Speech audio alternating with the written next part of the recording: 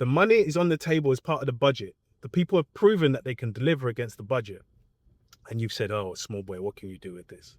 What are you going to do with this money? That small boy culture, I hate it.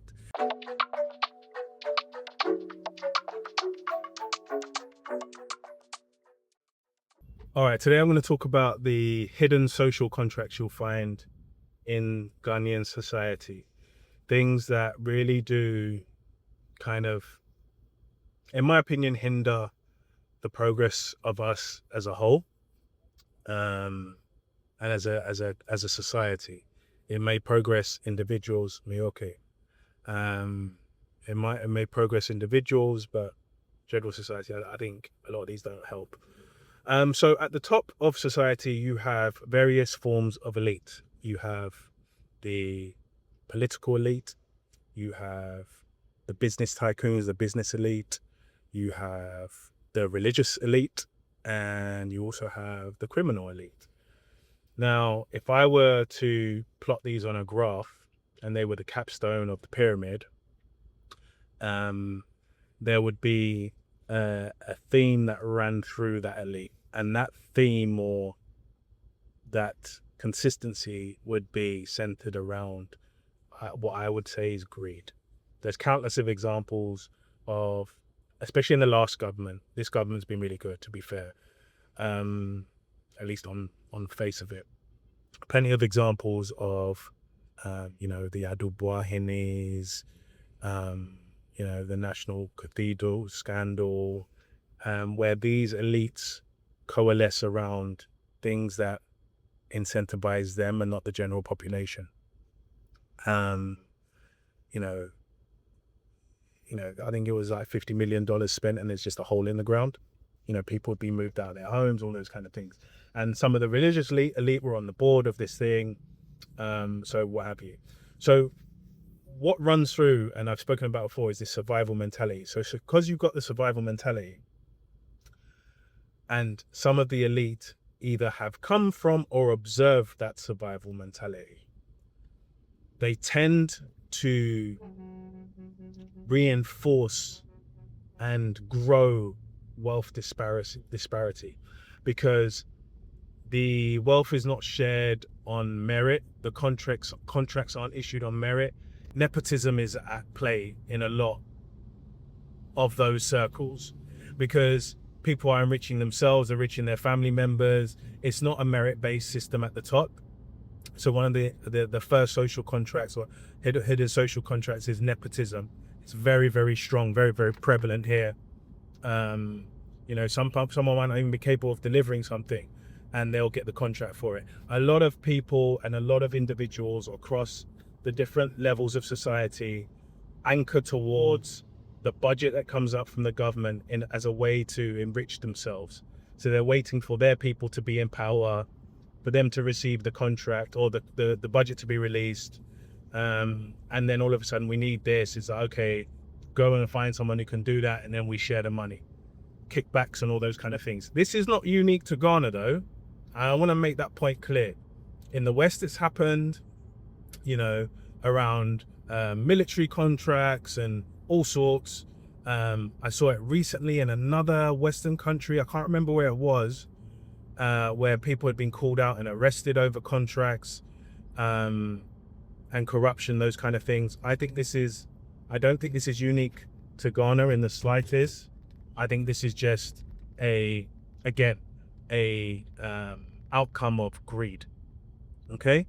It happens in the West, it happens here. It's a human pattern. It's not a Ghanaian unique pattern. The problem here is that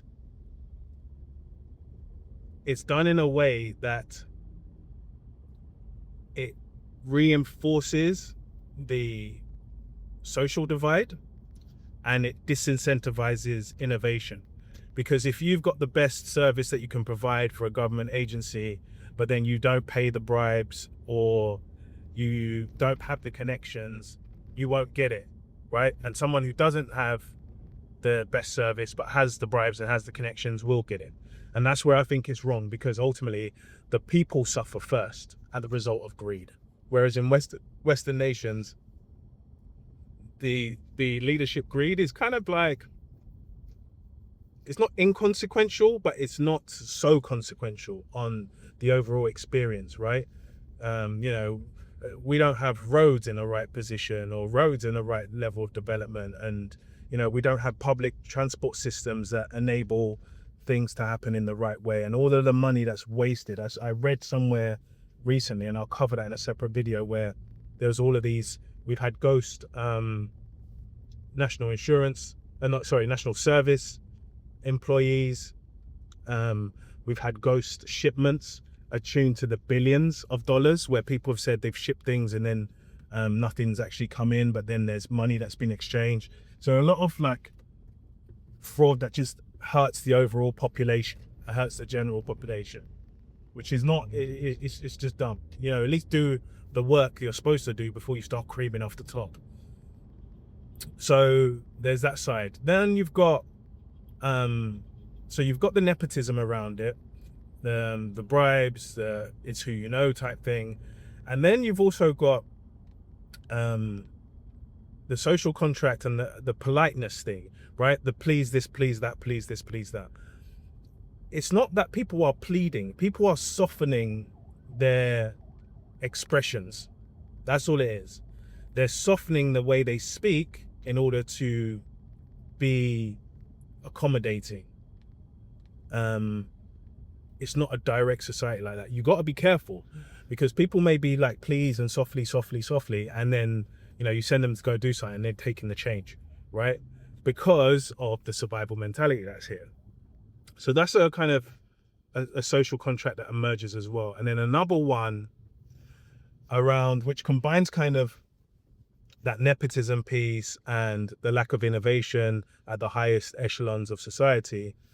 And that's the small boy culture, which I think is so stupid, because it's the inverse of what's prevalent in society. In society, the youth are dominant here, right? There's a lot of youth here, as in numbers wise, but they're often disregarded and pushed aside. And the wealth holders, who may be a little bit older, are obviously exalted and what have you.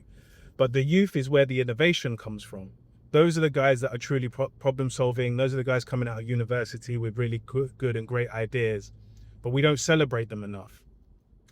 Or when they do come up with an innovation, you get nonsense around the facilitation of that innovation. Either someone wants them to pay a bribe, or, you know, what else has happened? I've seen one example, right, where you know, someone I know, really top talent in media, was telling me a story how, you know, they pitched for a particular project or campaign, they wowed the general client and what have you, and then the big boss came in, kind of the Gen X boomer big boss, or someone adjacent to them, saw the money on the table and said, but you small boy, what are you going to do with this money? The money is on the table as part of the budget. The people have proven that they can deliver against the budget. And you've said, oh, small boy, what can you do with this? What are you going to do with this money? That small boy culture, I hate it. I detest it. I celebrate talented youth. You know, I work with them, I employ them, I encourage them. But the older generation can just small boy you. And I think sometimes the older generation behave as if, you know, they never die, right? And that's why succession planning, you know, often be bad here. There are consulting firms here that have divisions that are on succession planning, because by the time they realize, some of the older generation, they've sent all their kids outside and they don't understand the nuances and systems here. But another thing that emerges with these social aspects is that at times, what you'll find is, and you find it in real estate, I was speaking to a developer the other day, and he was saying to me that 40% of his sales comes through referrals. So you can see that the wealth is concentrated, and the investment landscape is also concentrated around those who have. So I'm really concerned about the wealth inequality and how much worse it can get in Ghana. And with that wealth inequality and the lack of meritocracy and the suppression of innovation, that's where you get the general youth wanting to leave the country, because they know that they can take their knowledge, their merit, and get potentially 10x what they can earn here. That's why it's important for diasporans, returnees, etc. Come home, seek out the talent, give them an opportunity, because a lot of them, if they could earn good money sitting in Ghana, they'd never leave. And a lot of them are starting to figure out how to do that. There's ways in which they're able to receive hard currency income from outside. So those are kind of things. So yeah, a little bit around the kind of hidden social contracts. What do you think? You observe any of these things? Leave it in the comments below. Please like, please subscribe. It helps me a lot, and I appreciate you all. Till next time.